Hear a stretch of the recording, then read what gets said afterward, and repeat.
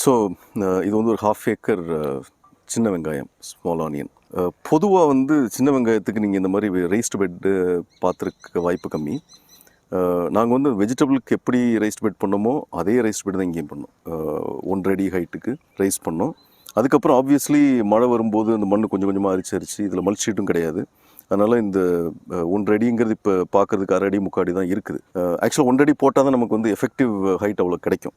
So இதில் ஆனியனுக்கு வந்து இந்த ரைஸ்டு பெட் போடுறதுனால என்ன அட்வான்டேஜ்னால், ஆனியனோட அவுட்புட்டே மண்ணுக்கு கீழே தான் இருக்குது. ஸோ எனி கிராப் அதோட அவுட்புட் மண்ணுக்கு கீழே இருக்கக்கூடிய வெரைட்டி டைப் ஆஃப் கிராப் எதுவாக இருந்தாலும் அந்த மண்ணோட பொராசிட்டி ஆர் மண்ணோட லூஸ்னஸ் வந்து எவ்வளோ பெட்டராக இருக்குதோ அந்த அளவுக்கு அந்த அடியில் இருக்கக்கூடிய growth ஜாஸ்தி வரும். ஸோ இதில் வந்து நம்ம வழக்கமாக ஒரு 5-6 டன் ஈல்டு எடுக்கிறாங்க அப்படின்னா நம்ம வந்து ஹையஸ்ட்டாக ஒரு 14-15 டன்ஸ் வரைக்கும் per ஏக்கர் நம்ம இந்த ரைஸ்டு பெட் மெத்தடில் எடுக்கிறோம்.